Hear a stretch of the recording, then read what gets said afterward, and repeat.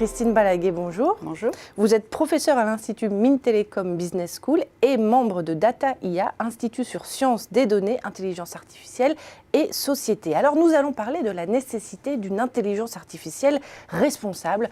Pourquoi est-ce que la société en a besoin? Quels sont les enjeux? Alors, il y a trois principales raisons pour lesquelles l'intelligence artificielle doit être responsable.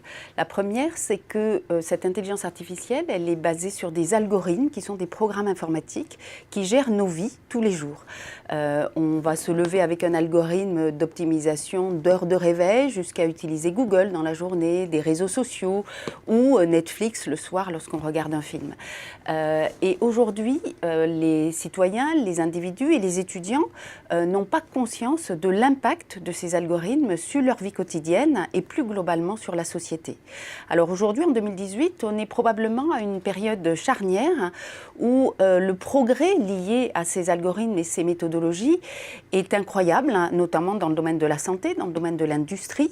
Mais de nombreux rapports et recherches ont aussi montré les effets potentiellement négatifs sur la société, sur les individus de l'intelligence artificielle.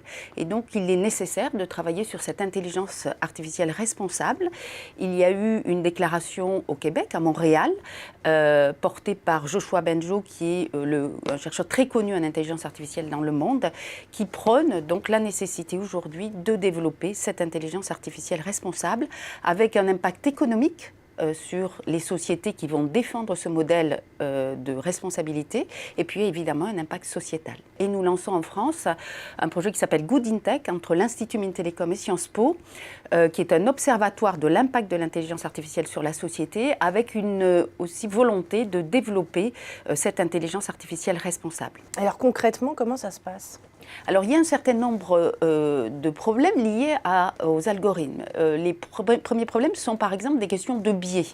Les algorithmes peuvent biaiser des individus, peuvent discriminer des individus. Dans l'emploi, on peut discriminer, ça a été montré, des hommes et des femmes et c'est illégal.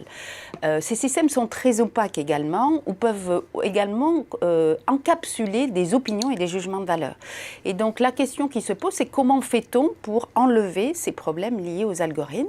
Donc il y a tout un courant qui se développe aujourd'hui, que ce soit dans les entreprises ou chez les chercheurs. Donc on va regarder la base de données de départ de l'algorithme pour éviter les biais. On va regarder le programme lui-même et mettre des garde-fous dans ce programme pour éviter les questions de discrimination, pour éviter également l'opacité. On va essayer d'expliquer les résultats de ces algorithmes et on va essayer de documenter aussi les opinions que l'on met dans ces algorithmes qui peuvent poser des questions, notamment dans certains domaines comme la question de la santé.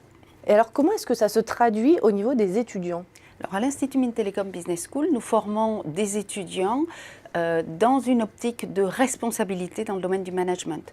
Donc, ces étudiants vont avoir des postes en entreprise, en ressources humaines, en marketing, en stratégie, où ils vont être confrontés au développement de ces technologies. Dans le domaine du recrutement aujourd'hui, on utilise l'intelligence artificielle et donc on les forme aujourd'hui à ces technologies responsables. Eh bien, merci beaucoup Christine Balaguet pour cet éclairage sur l'intelligence artificielle responsable. Merci à vous.